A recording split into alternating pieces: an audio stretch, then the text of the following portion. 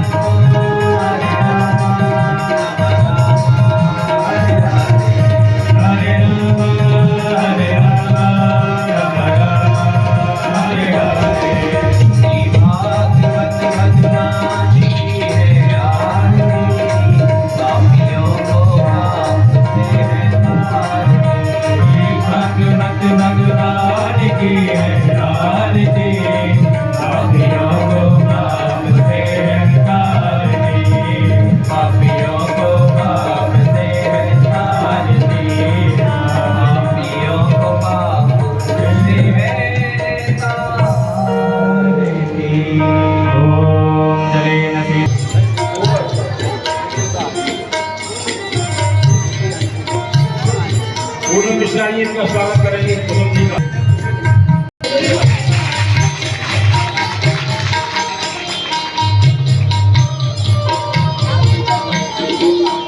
कुसुम कुमार हरिद्वार से हमारे बीच में आई गंगा जी है आप लोगों के दर्शन करने के लिए। उत्तराखंड की महिला महाशक्ति की प्रमुख है और आपने 11,000 रुपये बच्चों के प्रकल्प के लिए दान किए हैं। हम वहाँ पे कोटला की जनता की तरफ से बच्चों की तरफ से आपका हार्दिक अभिनव स्वागत करते हैं। श्रीमती कुसुम चौहान कुसुम शर्मा जी शर्मा आदित्य जी के स्वागत। अप्रैल में जो आपने प्रकल्प का दान किया था महाराज जी कृपा भरी तो हुई थी वो आपकी प्रेरणा स्रोत है सूत्रधार है उसकी। ऐसे सेवा प्रकल्प यहाँ प्रारंभ होते हमारे सभी कार्यक्रम हम पहुँचते हैं और सेवा का पूरे देश में फैले ऐसा सब आशीर्वाद देंगे जो होंगे चलो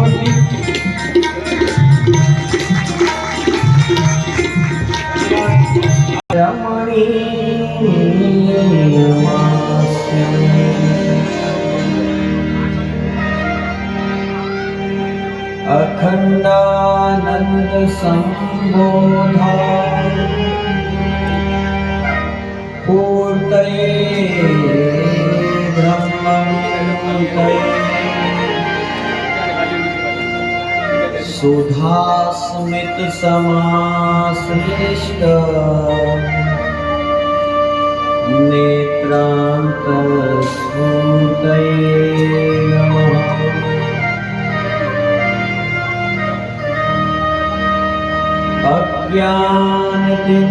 अज्ञानतिमिरान्धस्य ज्ञानाञ्जनशलाकया चक्षुरुन्मीलितं येन तस्मै श्रीगुरुवे नमः।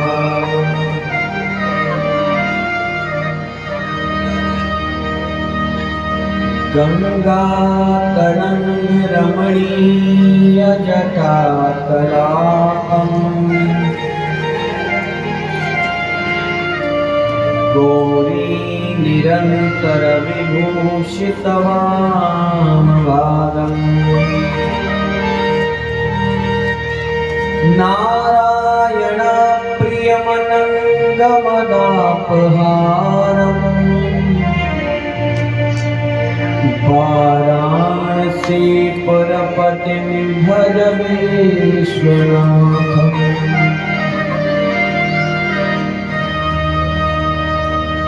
नमो धर्माय महते नमः कृष्णाय वेदसे ब्राह्मणेभ्यो नमस्कृत्यं धर्माय वक्षे सनातनम्।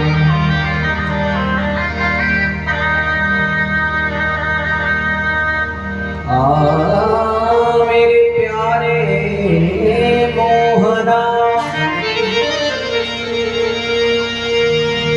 पलक ढाके तोहेले ना मैं देखूं और ना तोए देखन दे।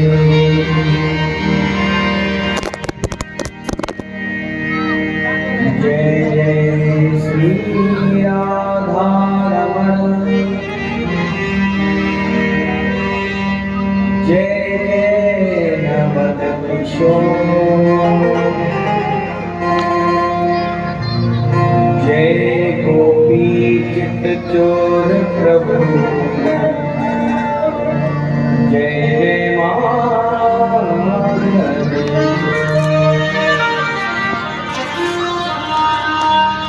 भक्ति भक्त भगवंत गुरु चतुर नाम द्वार द्वार पे भटक के मैं आया तेरे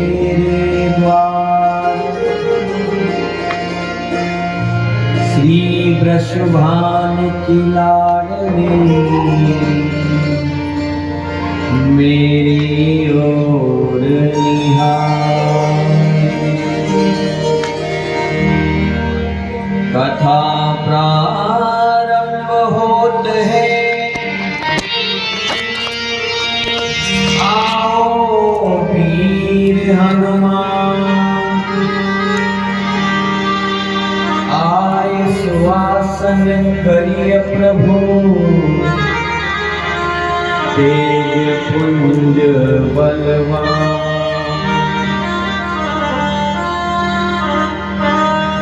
आइए मन वाणी को पवित्र करने के लिए प्रतिदिन की भांति 2 बार भगवान नाम संकीर्तन सभी बोलेंगे। फिर भगवान की पावनमयी ललित लीलाओं में, कथाओं में हम सब लोग प्रवेश करेंगे। सभी बोलेंगे प्रेम से, जय जय राधा रमण हरि बोल, जय जय राधा रमण हरि बोल, जय जय राधा रमण हरि बोल, जय जय राधा रमण हरि बोल, जय जय राधा रमण हरि बोल, जय जय राधा रमण हरि बोल, जय जय राधा रमण हरि बोल, जय जय राधा रमण हरि बोल, जय जय राधा रमण हरि बोल,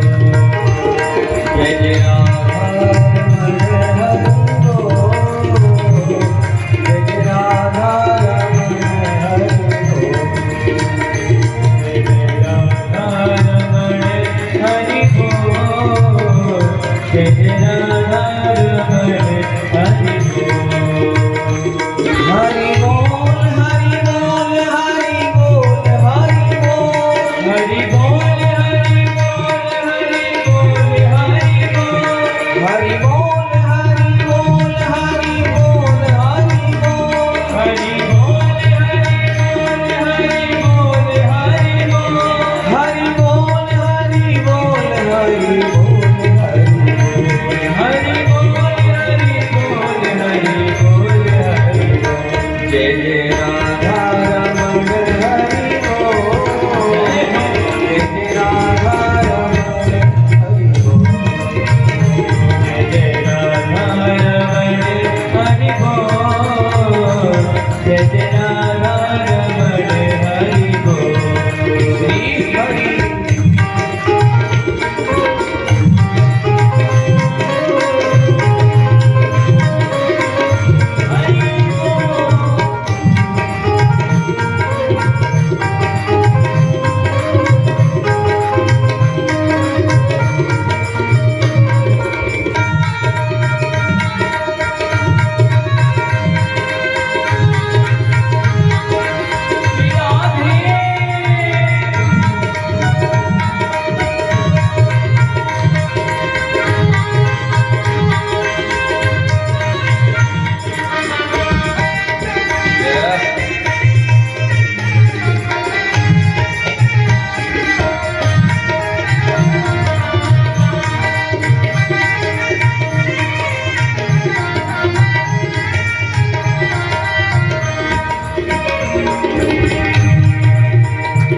नट नागर नवल झेल रसिया, नट नागर नवल झेल रसिया, प्यारो गाना है मेरो मन बसिया, प्यारो गाना है मेरो मन बसिया, दोनों रस के भरे हैं कपोल, जय जय राधा रमण हरि बोल, दोनों रस के भरे हैं कपोल, जय जय राधा रमण हरि बोल, जय जय राधा रमण हरि बोल, जय जय राधा रमण हरि बोल, जय जय राधा रमण हरि बोल, जय जय राधा रमण हरि बोल, जय जय राधा रमण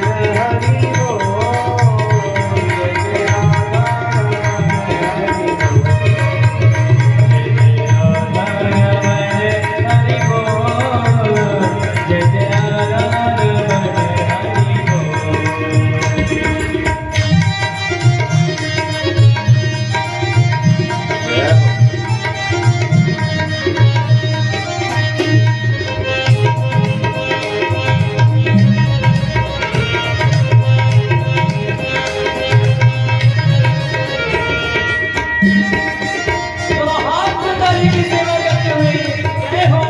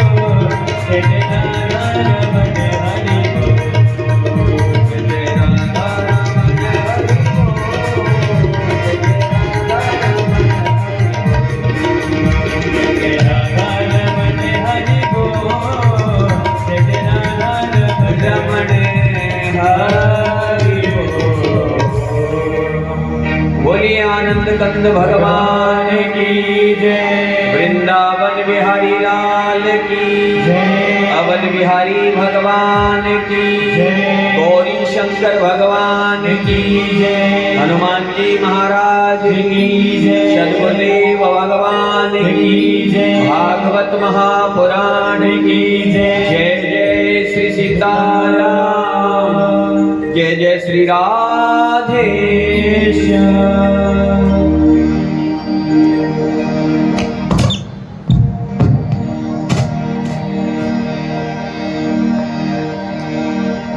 अनंत अनंत श्री विभूषित अंतरात्मा में विराजमान परम स्मरणीय, परम वंदनीय, परम पूज्य नित्य लीलालीन श्री सद्गुरुदेव भगवान के पावन चरण कमलों में सत सत नमन करते हुए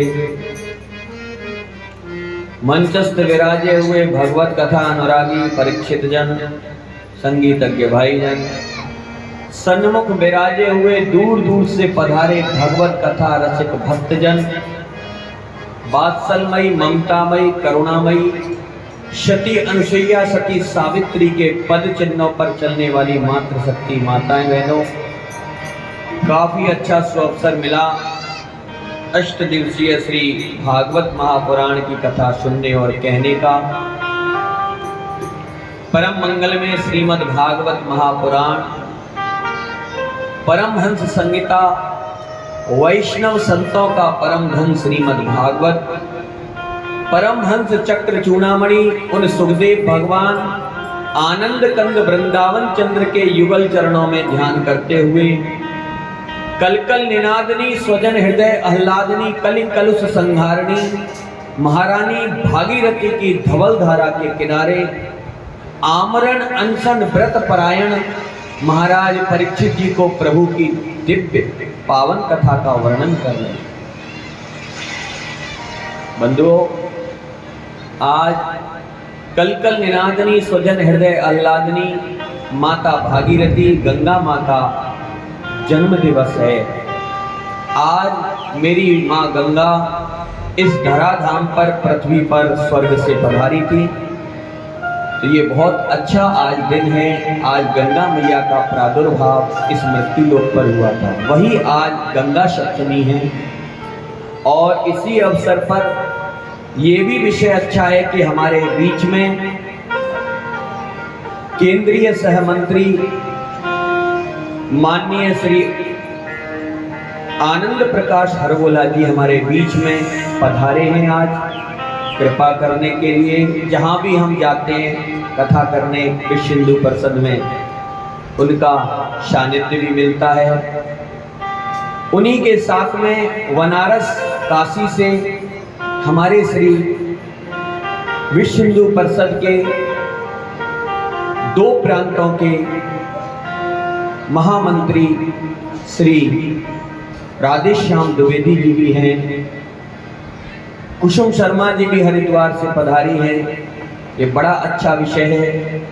कोटला की भूमि पर आज विश्व हिंदू परिषद के बहुत से ऐसे लोग पधारे हैं सिर्फ बच्चों के प्रकल्प के लिए। माननीय अशोक सिंघल जी का जो वात्सल्य विद्यापीठ प्रकल्प है, जिसके बालक हमारे सन्मुख बैठे हुए हैं, उसी के सहायतार्थ ये श्रीमद् भागवत की कथा पिछले 5 दिवसों से ये निरंतर चल रही है और आप सब लोगों का बहुत सारा सहयोग भी मिल रहा है। और मुझे उम्मीद है कि अंतिम दिवस तक ये जितने भी बच्चे यहाँ हैं, सबके सहायतार्थ सब बच्चों को गोद रख लिया जाएगा और इस प्रकल्प को दिनों दिनों उत्तर उत्तर वृद्धि होगी और ये प्रकल्प बहुत ऊंचाई तक जाएगा और अपना कार्य सुचारू रूप से करेगा। आइए कथा की ओर ध्यान दें। कल बड़ी सुंदर आपने कथा श्रवण करी। भगवान नंद नंदन यशोदा नंदन श्री कृष्ण का प्रादुर्भाव हुआ, बधाइयां बांटी गईं, गोकुल में आनंद की बाढ़ आ गई। सभी ग्वालवाल बधाइयां ले लेकर के पधारे। अब लाला का नारोच्छेदन होगा और आप लोग तो जानते हो कि नारोच्छेदन एक संस्कार होता है। तो नंद भवन में ब्रज की एक 150 वर्ष की डोकरी, ब्रज में डोकरी कहते हैं, लाठी टेपती हिलती धुलती आई और नंद भवन में बैठ गई। लाला का नारोच्छेदन करेगी। तुरंत सुनंदा जी आई और उस डोकरी को देख करके कहा, अरे मैया, हमारे यहाँ लाला को जन्म भयो है, जासो तू एक काम कर, हमारे लाला को नारोच्छेदन कर दे। वो डोकरी 150 वर्ष की कहने लगी, मैं लाला को नारोच्छेदन ऐसे ही नहीं करूंगी। तो बोले कैसे करेगी? बोले पहले कछु नेग तो देव। सुनंदा जी ने कहा, अरे डोकरी, चिंता ना कर, सब नेग की व्यवस्था है। तुरंत एक स्वर्ण के थाल में बहुत सुंदर आभूषण वस्त्र लेकर के आए, आभूषण वस्त्र लेकर के आए और कहा, ले ये आभूषण और वस्त्र लो और हमारे लाला का अब नारोच्छेदन कर दो। वो डोकरी कहने लगी, ये सब मैं नहीं लूंगी। तो बोले फिर कहाँ लेगी? बोले वो देखो यशोदा जी की गले में जो नवलखा हार है ना, उसे लूंगी। वो नवलखा जो हार है उसे मैं लूंगी, तब लाला को नारोच्छेदन करूंगी। सुनंदा जी कहने लगी, अरे डोकरी, लकड़ी तेरो इंतजार कर रही है शमशान में, कब तू आवे और कब जले। और या वृद्धावस्था में 150 वर्ष की उम्र में या 9 लाख के हार को पहन के क्या अपने मायके को जावेगी? नास्ती वही कहा करेगी तू 9 लाख के हार को। वो डोकरी कहने लगी, मैं कुछ भी करूं, लेकिन पहले मैं वह नवलखा हार को लूंगी, तब लाला को नारोच्छेदन करूंगा। नंद बाबा ब्रजराज खड़े हुए थे आंगन में नंद भवन के। तुरंत बहन सुनंदा को कहा, अरे बहन सुनंदा, क्यों देर करती हो? ला करके इसे यशोदा के गले में से वो हार दे दो। हार तो हम और भी बनवा लेंगे, लेकिन हमारे यहाँ लाला का प्रादुर्भाव हुआ है, इस खुशी में इसे वो हार दे दो। सुनंदा जी तुरंत गई, ब्रजरानी यशोदा के गले से वो नवलखा हार निकाला और ला करके वो 150 साल की जो डोकरी थी ब्रज की, उसके गले में पकड़ा दिया। अब तो महाराज नवलखा हार पहन करके बुढ़ापे में भी जवानी आ गई, बुढ़ापे में भी जवानी। अब तो वो डोकरी लाठी वाठी छोड़ करके ऐसे ही मटकती हुई सूतका गृह की ओर चली, सूतका गृह की ओर, जहां ब्रजरानी यशोदा ने लालजी सरकार को झीनी सी चदरिया में ढक रखा था। जब सूतका गृह में गई, ब्रजरानी यशोदा से कहा कहां है लाला। ब्रजरानी यशोदा ने जैसे ही लाला का झीनी सी चदरिया हटा करके दर्शन कराया, गदगद हो गई वो डोकरी, अश्रुपात होने लगा। हाय हाय, देखो मैं एक नवलखा हार के ने कितना युद्ध कर रही थी, कितनी लड़ाई कर रही थी, लेकिन इनका दर्शन करके तो माया से आसक्ति छूट जानी चाहिए, लेकिन मैं वह माया के पीछे, वह नवलखा हार के पीछे झगड़ा कर रही थी। इतनी मोहित हो गई भगवान बालकृष्ण को देखकर, झट अपने गले से वो नवलखा हार उतारा और लालजी सरकार के गले में पधरा दिया प्रसन्नता से। और फिर लाला का नारोच्छेदन किया। नारोच्छेदन करने के बाद फिर अपने घर गई डोकरी। फिर उसने उस दिन से नारोच्छेदन करना बंद कर दिया और भगवान के भजन में लग गई। लाला का नारोच्छेदन हुआ।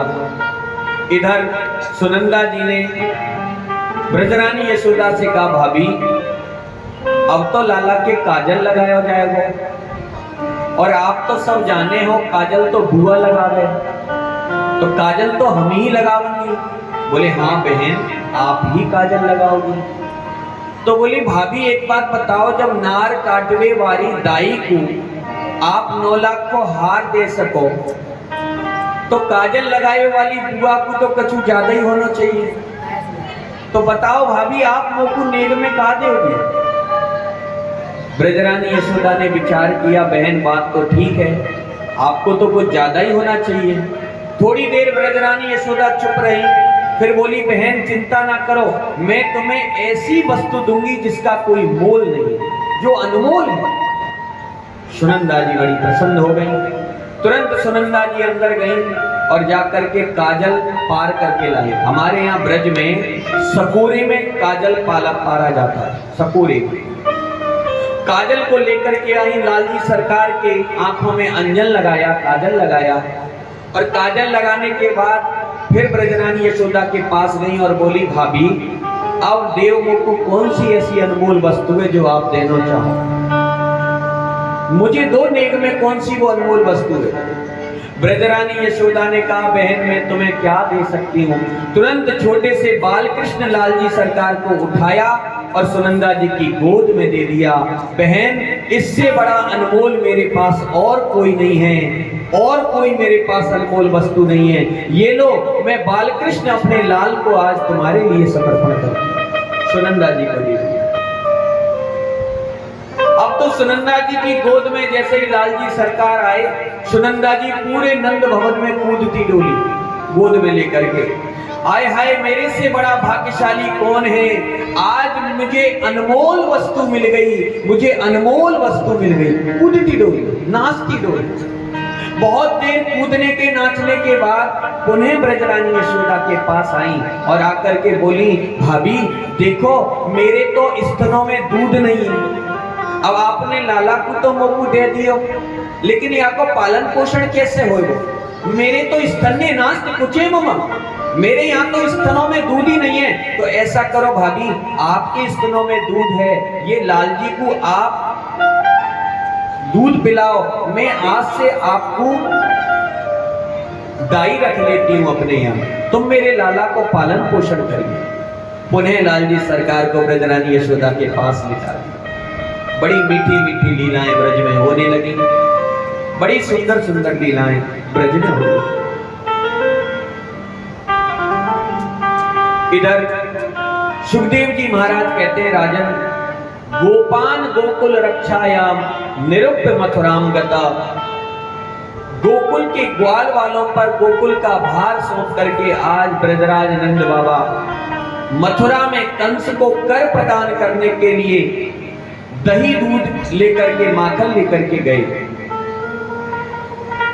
इधर कंस के द्वारा भेजी हुई पूतना नाम की राक्षसी ये गोकुल में आई। कंस के द्वारा भेजी हुई पूतना ये कृष्ण को मारने के लिए आई, लालजी सरकार को मारने के लिए आई। नंद बाबा कुछ ग्वाल वालों को लेकर के गए हुए थे। पूतना पीछे से आई और इसने बड़ा सुंदर अपना स्वरूप बनाया था। मनोव्रजंते ब्रजाओं का श्याम, ये दूसरे के चित्त को हरण कर रही थी, इतनी सुंदर लग रही थी पूतना। बड़ा सुंदर इसने श्रृंगार किया हुआ था। और ये पूतना सीधी गोकुल में आकर के नंद भवन में, नंद बाबा के महलों में प्रवेश कर गई। उस समय ब्रजरानी यशोदा लालजी सरकार को पालने में लिटा करके और उन्हें झुला रही थी। पालने में झुला रही थी, पालने में झुला रही थी मैया यशोदा, और ये पूतना प्रवेश करी। और मानो मैया झुलाते हुए यही गा रही थी, क्या आप भी लोग सब लालजी सरकार को झूला झुलाएंगे मेरे साथ? कन्हैया झूले पल नानक होले छोटा दी, कन्हैया झूले पल नानक होले छोटा दी, मेरो लाला झूले पल नानक होले छोटा दी, मेरो लाला झूले पल नानक होले छोटा दी, देखे होले होले छोटा दी, देखे धीरे धीरे छोटा दी,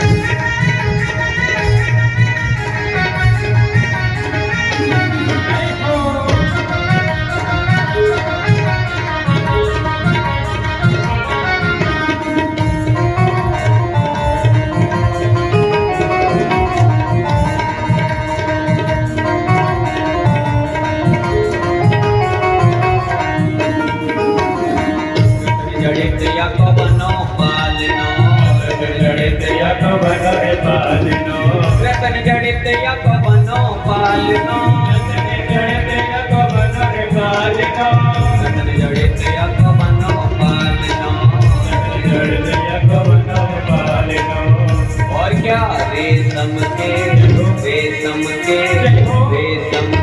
लागे फूल नानक होले झोला रेशम के लागे फूल नानक होले झोला दीजो मेरे लाला झूले पर नानक होले झोला दीजो मेरे लाला झूले पर नानक होले झोला दीजो निक होले झोला दीजो निक होले होले झोला दीजो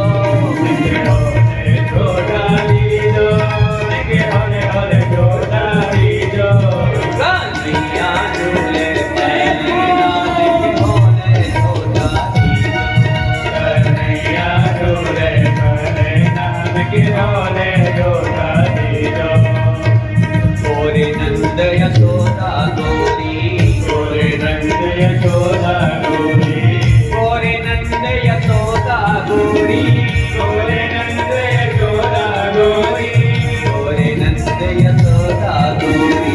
गोरे नंद यशोदा गोरी और क्या ज्ञानकारो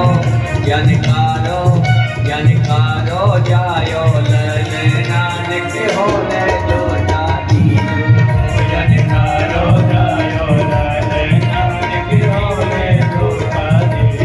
मेरो लाला झूले पर नानक होले झोला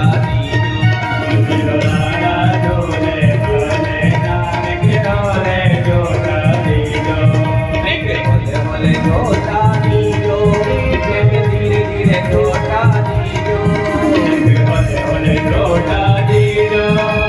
धीरे धीरे झोला दीजो मेरो लाला झूले पर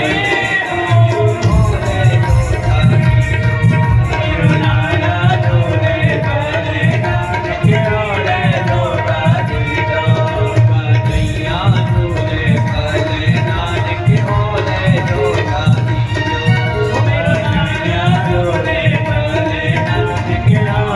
झोला मेरो लाला झूले पर नानक होले झोला दीजो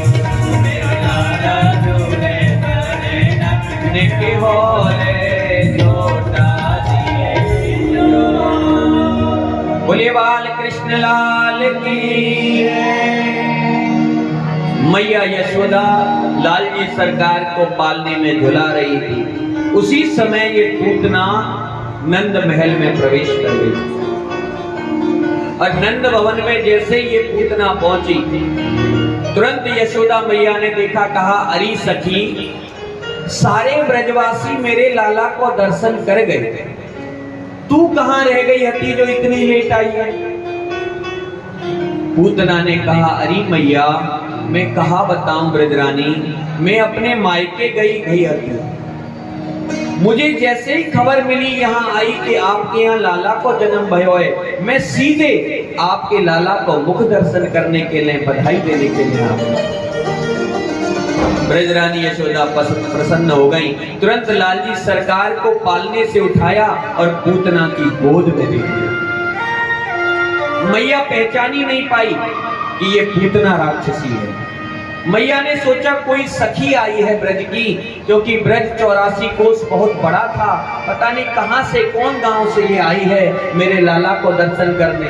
तुरंत मैया ने लालजी सरकार को उठाया और उसकी गोद में दे दिया और ब्रजरानी यशोदा घर के काम काज करने के लिए अंदर चली गई।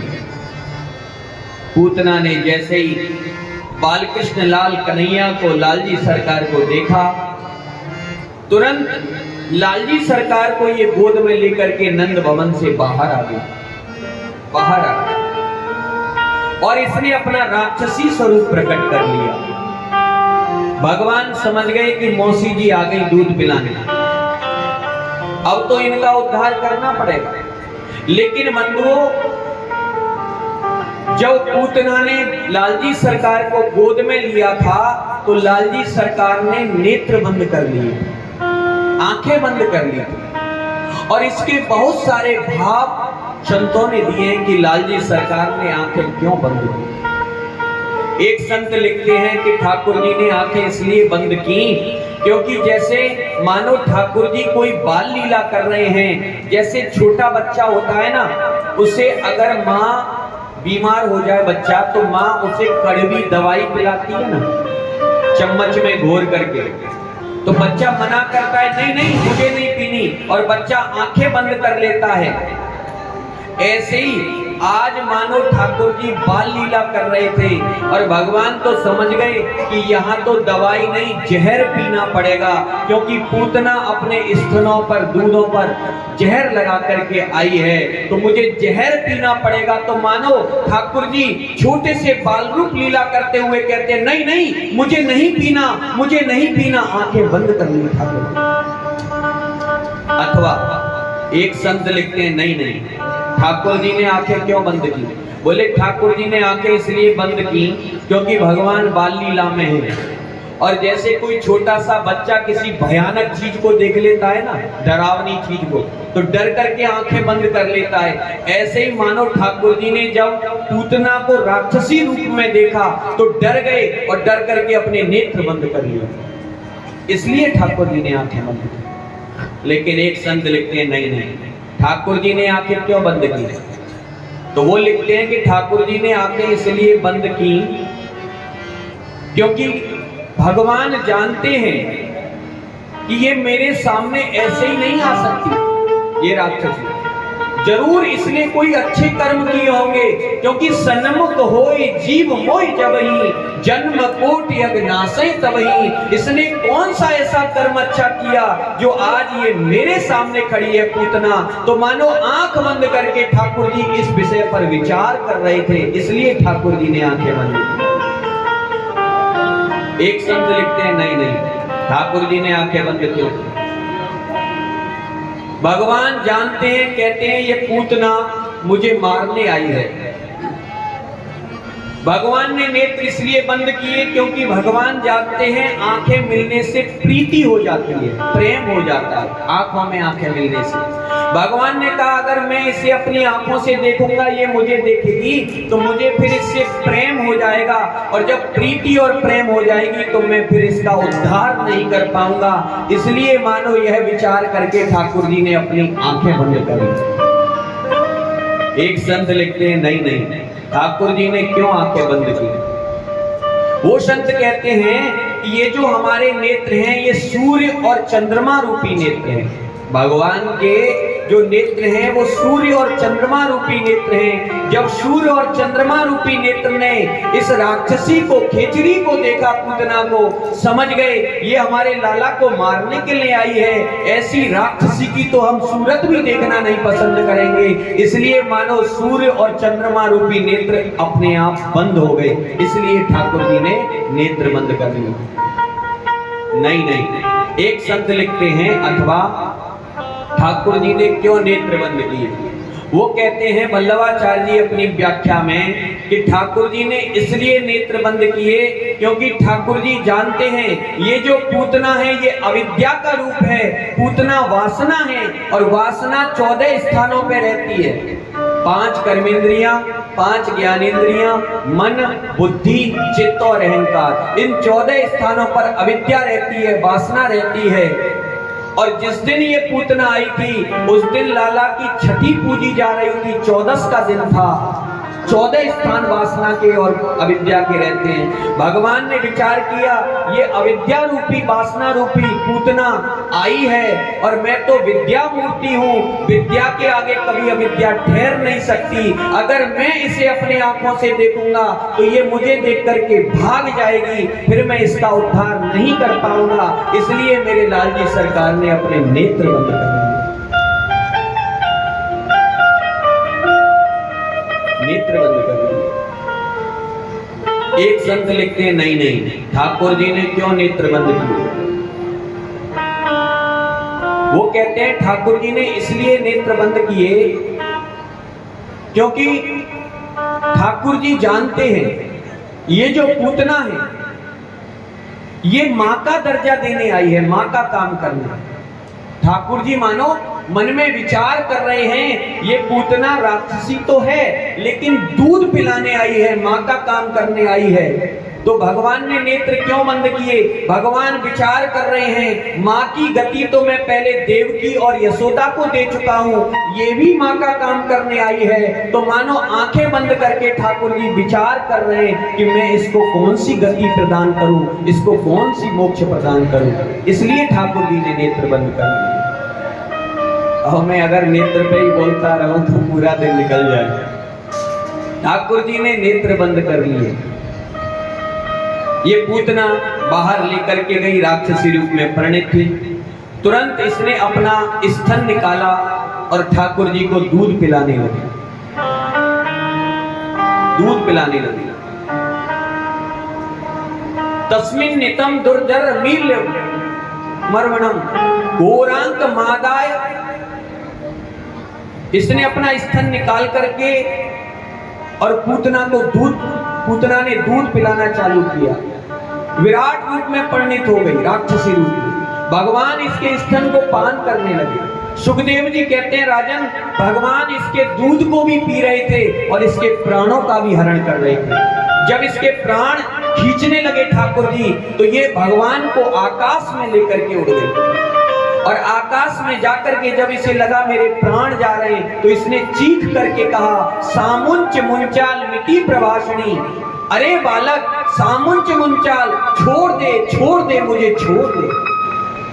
चीखने लगी पूतना। भगवान ने कहा, पूतना कहा कह रही है छोड़ दो? देख, पहले तो मैं किसी को पकड़ता नहीं, मुझे पकड़ना नहीं आता, और जब मैं पकड़ लेता हूं तो फिर छोड़ता नहीं, फिर छोड़ना नहीं आता। ये सच बात है बंधु। ठाकुर जी पहले तो पकड़ते नहीं और पकड़ ले तो फिर छोड़ना नहीं आता। श्री परम पूज्य उड़िया बाबा जी महाराज से एक ने प्रश्न किया, एक जिज्ञासु ने। बोले, महाराज जी आप तो ब्रह्मवेत्ता, आप थोड़ा बताइए ब्रह्म में और जीव में क्या अंतर है? ब्रह्म किसे कहते हैं, जीव किसे कहते हैं? उड़िया बाबा जी ने एक शब्द में जवाब दिया।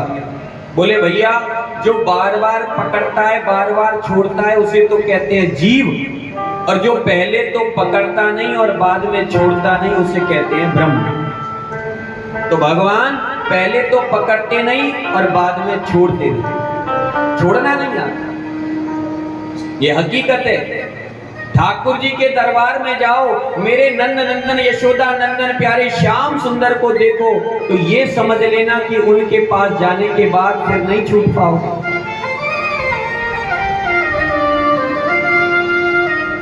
जिंदगी किसी की रियासत नहीं होती, जिंदगी किसी की रियासत नहीं होती, और प्रेम किसी की अमानत नहीं होती। बहुत संभल कर कदम रखना मेरे ठाकुर की संसलत में, क्योंकि यहां आने के बाद जमानत नहीं होती। एक बार जो इनकी कैद में आ गया फिर निकल नहीं सकता, निकल नहीं सकता। आज पूतना कहती है, सामुंच मुंचान मिति प्रभाषणी। अरे बालक छोड़ दे, छोड़ दे। भगवान बोले, पूतना क्या कहती है, छोड़ दूं? देख, मोर पहले पकड़ना नहीं आ गया, और जब मैं पकड़ लेता हूं तो जब तक उद्धार नहीं कर देता तब तक छोड़ता भी नहीं। भगवान उनके प्राणों को पीने लगे, पूतना के प्राणों। पूतना के शरीर से जब प्राण निकलने वाले थे, भगवान ने विचार किया कि ये पूतना बहुत विशालकाय देह की है, क्या किया जाए? अगर इसके प्राण निकलेंगे, ये ब्रज के ऊपर गिरेगी तो अनेकानेक ब्रजवासियों के घर को नष्ट कर देगी, ब्रज को नष्ट कर देगी। तो क्या करा जाए? तुरंत भगवान को ध्यान आया, जिसकी जूती उसी के मुंह पे लगाई जाए। कंस ने इसको भेजा है। ब्रज के पास में कंस का एक बहुत सुंदर बगीचा था, बहुत सुंदर बाग था, आम का बगीचा। भगवान इस पूतना को आकाश में घुमाते हुए ले गए, और घुमा करके ठाकुर जी ने इस पूतना को कंस के उस बाग पर, बगीचे पर धड़ाम से पटक लगा, जड़ भंजन कर दिया। बोलिए असुर निकंदन भगवान की।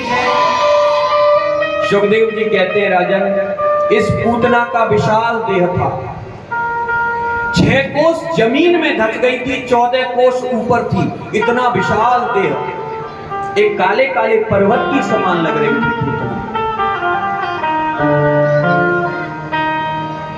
पूतना गिरी।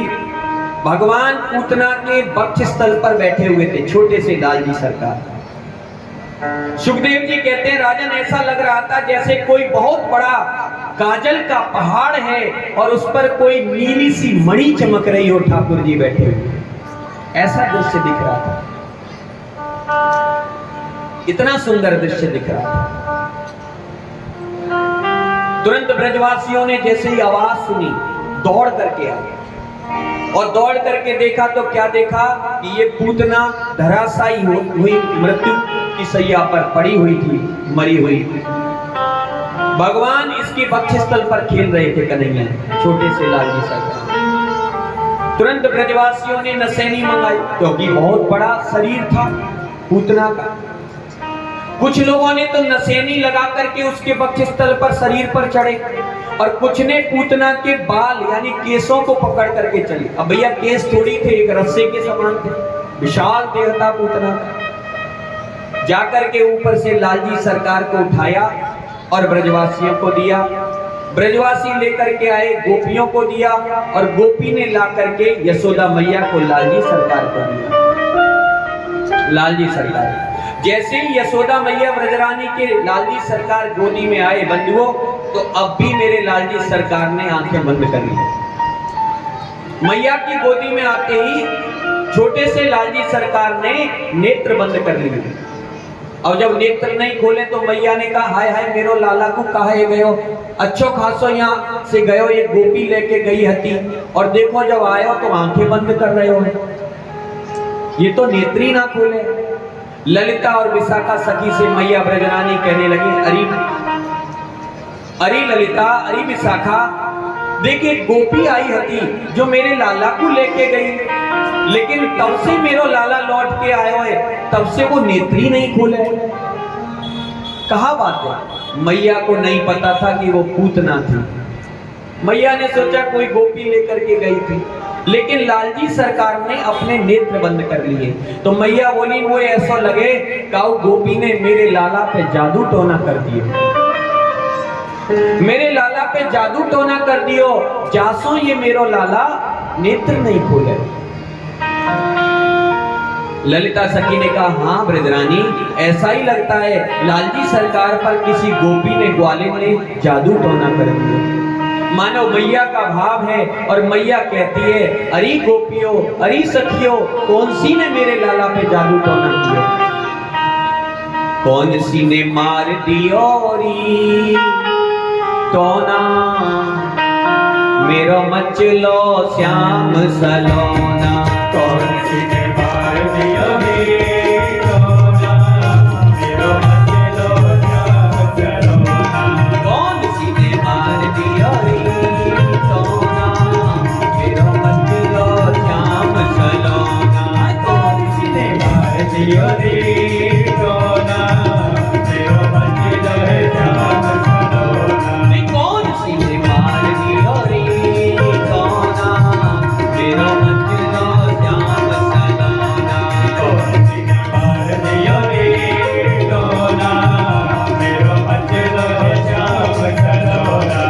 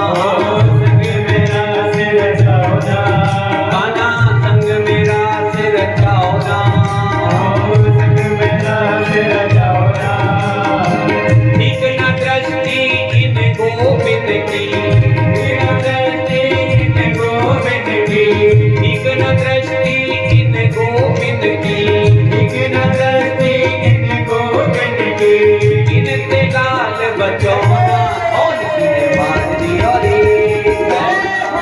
मेरो बचलो श्याम सलोना और सीने मार दियो रे सोना, मेरो बचलो श्याम सलोना, और सीने मार दियो रे सोना, मेरो बचलो श्याम सलोना।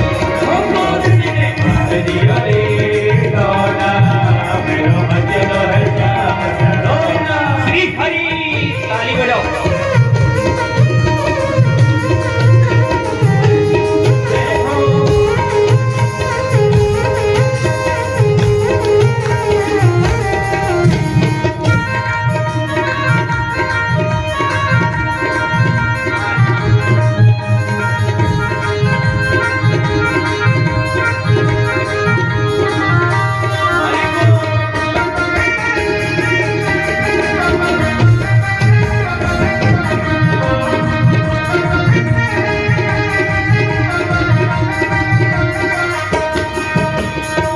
बोली कब यथा विशाखा, बोली कब ललिता विशाखा, बोली कब ललिता विशाखा, बोली तब ललिता विशाखा, बोली कब ललिता विशाखा, बोली तब ललिता विशाखा। यशोदा मात सुनो ना, ओ यशोदा मात सुनो ना, यशोदा मात सुनो ना, यशोदा मात सुनो ना। राइनोन से नजर उतारो, राइनोन से नजर उतारो, राइनोन से नजर उतारो, राइनोन से नजर उतारो। रख दे कछु उठौना और मचलो श्याम सलोना और सीने मार दियो रे सोना, मेरो बचलो श्याम सलोना। हरि गाँव ने मार दियो रे सोना, मेरो मचलो श्याम सलोना। सीने मार दियो रे सोना, मेरो बचलो श्याम सलोना। श्री हरि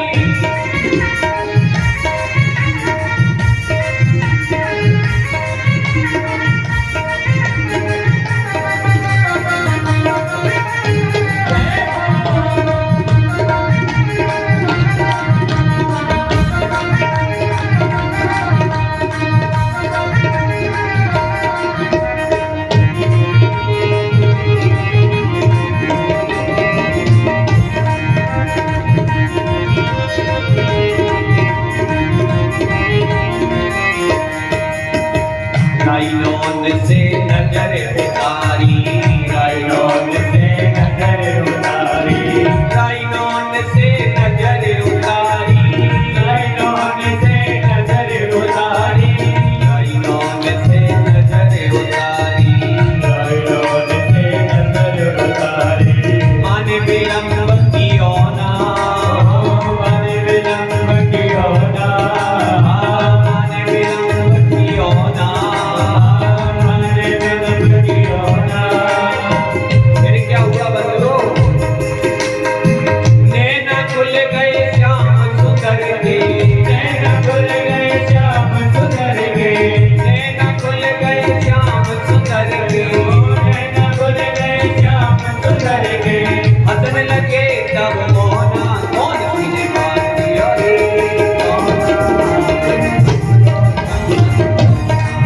सीने मार दियो रे सोना, मेरो बचलो श्याम सलोना। गाँव सीने मार दिया रे सोना, मेरो बचलो श्याम सलोना। सीने मार दियो रे सोना, मेरो बचलो श्याम सलोना। कौन सीने मार दिया रे सोना, मेरो बचलो श्याम सलोना। सीने मार दियो रे सोना, मेरो मेरो मचलो श्याम सलोना। बोलिए बाल कृष्ण लाल की। मैया यशोदा की गोद में लाल जी ने नेत्र बंद किए।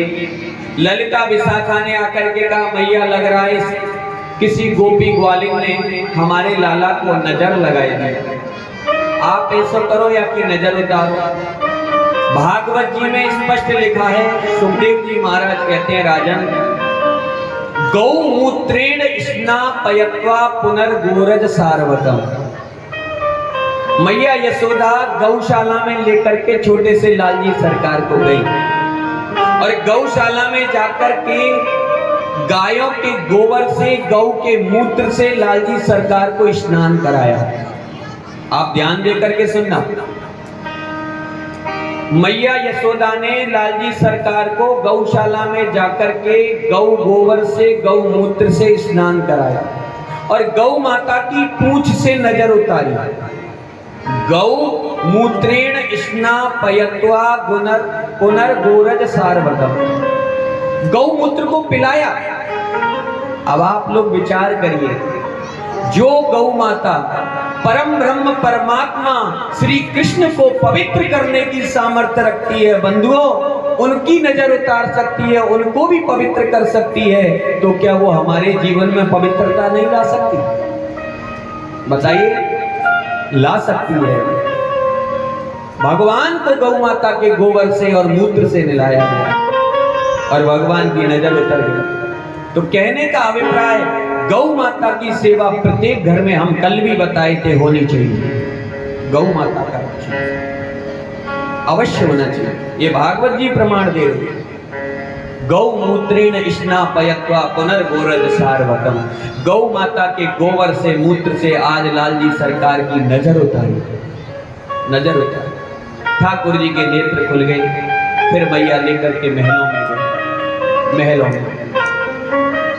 इधर नंद बाबा ग्वाल वालों के साथ मथुरा से वापस आए। रास्ते में बीच में ये पूतना का विशाल देह पड़ा था। नंद बाबा ने कहा, ये विशाल काय पूतना खेचरी को, राक्षसी को किसने मारा? ग्वाल वाल कहने लगे, बाबा हमको नहीं पता, हमने तो जैसे ही देखी तो ये यही धड़ाम से पड़ी पाई, हमें नहीं पता किसने मारा। नंद बाबा कहने लगे, अवश्य इसको नारायण ने मारा होगा, मेरे प्रभु नारायण ने इसका वध किया होगा। लेकिन बाबा को ये थोड़ी पता कि नारायण तो घर में ही खेल रहा है। अपने इष्ट देव को याद किया नंद बाबा ने, बोले अवश्य मेरे प्रभु नारायण ने इसका वध किया होगा। लेकिन बाबा को बिल्कुल भी पता नहीं था कि नारायण तो मेरे घर में ही आ गया। तुरंत ब्रजवासियों को आज्ञा दी, जाओ ये विशाल देह पूतना का है, इसे काट काट करके अग्नि में जला दो, अग्नि में जला। सभी ब्रजवासी उसके शरीर को काट काट करके अग्नि में जलाने लगे। सुखदेव जी कहते हैं, राजन जब इस पूतना के देह को जलाया गया तो इसके शरीर में से सुगंध निकली, सुगंध, बहुत सुंदर सुगंध। राजन बहुत सुगंध निकली। जब ये बात परीक्षित ने सुनी तो परीक्षित बोला, गुरुदेव रुक जाओ, हमने तो सुना है कि शरीर को मनुष्य के को जलाया जाता है तो दुर्गंध निकलती है, और आप कह रहे हो कि पूतना के शरीर को जलाया गया तो सुगंध निकली, ये समझ में नहीं आया।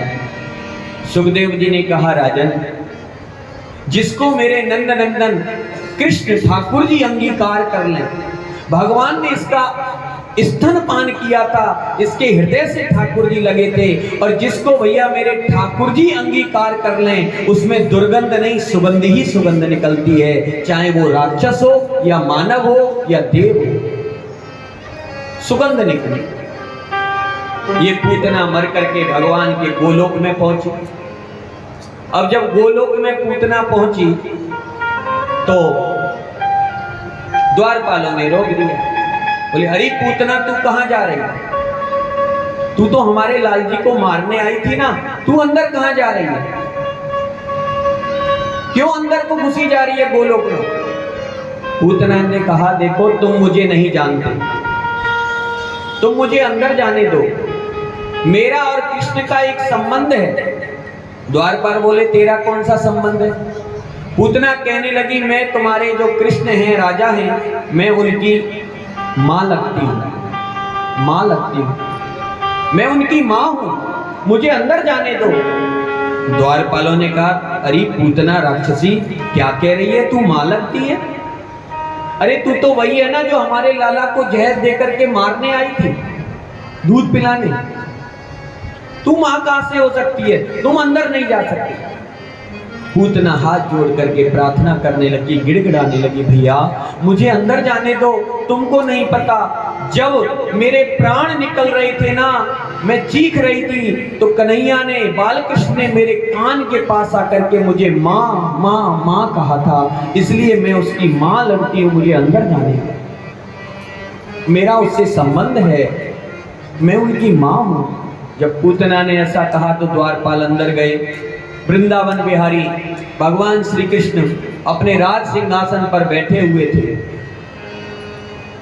द्वारपालों ने जाकर के कहा, प्रभु दरवाजे पर पूतना नाम की राक्षसी आई है और वो आपको और अपना संबंध बताती है, कहती है कि